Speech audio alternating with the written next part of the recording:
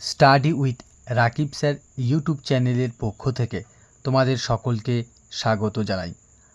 আজকের ভিডিওটি class 11-এর first semester পরীক্ষার্থীদের জন্য খুবই গুরুত্বপূর্ণ হতে চলেছে, কারণ বাংলা বিষয়ের আরও একটি বই যেটা তোমাদের পড়তে হয়, তার নাম বাংলা ভাষা ও সংস্কৃতি।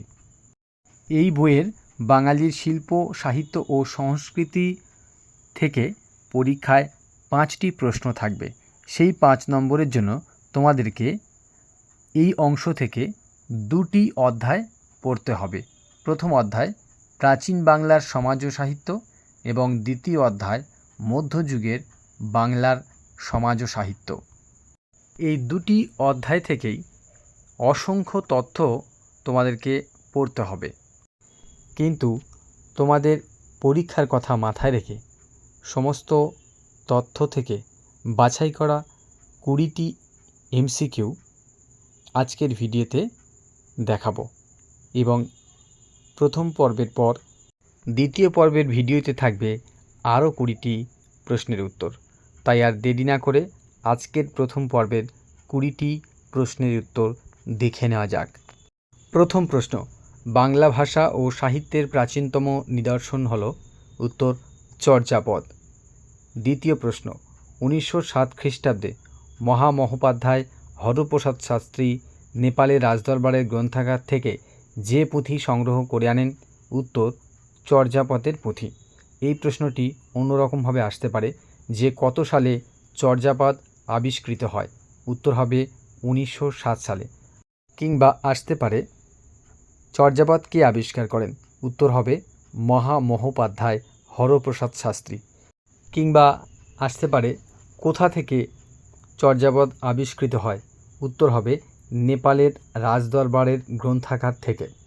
তৃতীয় প্রশ্ন, 1916 সালে বঙ্গীয় সাহিত্য পরিষদ থেকে হরপ্রসাদ শাস্ত্রীর সম্পাদনায় চর্যাপদের পুঁথি যে নামে গ্রন্থাকারে প্রকাশিত হয়? উত্তর হবে 1000 বছরের পুরাণ বাঙ্গালা ভাষায় বৌদ্ধ গান ও দোহা নামে। 4 নম্বর প্রশ্ন, বাংলা ভাষায় রামায়ণের প্রথম অনুবাদক কে? উত্তর কৃত্তিবাস ওঝা। 5 নম্বর প্রশ্ন, কৃত্তিবাস ওঝা অনুদিত গ্রন্থের নাম কি? উত্তর শ্রীরাম পাঁচালী।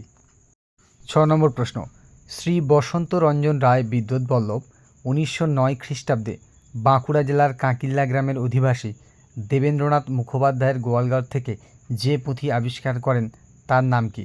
উত্তর বাংলায় লেখা রাধাকৃষ্ণ লীলা বিষয়ক প্রথম আখ্যান কাব্য শ্রীকৃষ্ণ কীর্তন।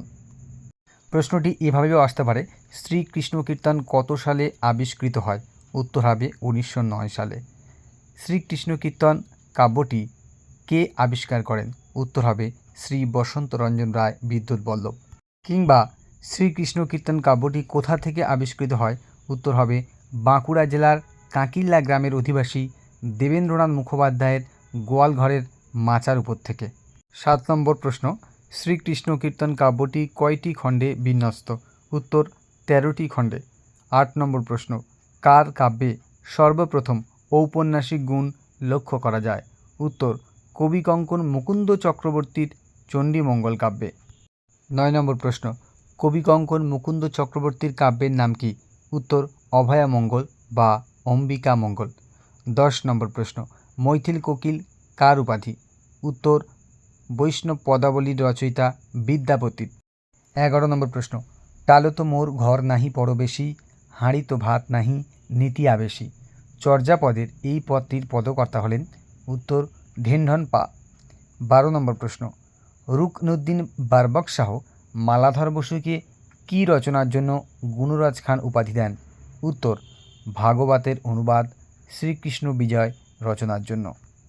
13 নম্বর প্রশ্ন, বাংলা ভাষায় মহাভারতের শ্রেষ্ঠ অনুবাদকের নাম কি? উত্তর কাশিরাম দাস। 14 নম্বর প্রশ্ন, সন তারিখযুক্ত প্রথম বাংলা কাব্যের নাম কি? উত্তর শ্রীকৃষ্ণ বিজয়। 15 নম্বর প্রশ্ন, দ্বিতীয় বিদ্যাপতি নামে কে পরিচিত? উত্তর বৈষ্ণব পদকর্তা গোবিন্দদাস কবিরাজ। 16 নম্বর প্রশ্ন, রবীন্দ্রনাথ ঠাকুর তাঁর কোন কাব্যে ব্রজবুলি ভাষার প্রয়োগ করেছেন? উত্তর ভানুসিংহ ঠাকুরের পদাবলী কাব্যে। 17 নম্বর প্রশ্ন, বাংলা সাহিত্যে অভিনব জয়দেব নামে কে পরিচিত? উত্তর বিদ্যাপতি। 18 নম্বর প্রশ্ন, বিদ্যাপতি রচিত কয়েকটি রচনার নাম উল্লেখ করো। উত্তর কীর্তিলতা, কীর্তি পতাকা এবং পুরুষ পরীক্ষা। 19 নম্বর প্রশ্ন, বাংলা ভাষায় রচিত প্রথম চৈতন্য জীবনী কাব্য চৈতন্য ভাগবতের রচয়িতা। উত্তর বৃন্দাবন দাস।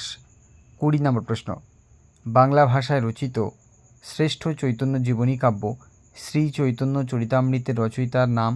উত্তর কৃষ্ণদাস কবিরাজ। আজকের প্রথম পর্বের 20টি প্রশ্নের উত্তর তোমরা দেখতে পেলে। এর পরের ভিডিওতে দ্বিতীয় পর্বের 20টি প্রশ্নের উত্তর থাকবে। আশা করি এই দুটো পর্বের মধ্যে থেকেই পরীক্ষায় কমন পাওয়া সম্ভব হবে। পরীক্ষায় 5-এ 5 নম্বর পেতে এই প্রশ্নের উত্তরগুলো এখন থেকেই মুখস্থ করে নাও। এই প্রশ্নের উত্তরগুলি ভালো লাগলে এখনই ভিডিওটি লাইক করে দাও, আর চ্যানেলে নতুন হয়ে থাকলে অবশ্যই চ্যানেলটিকে সাবস্ক্রাইব করে দাও।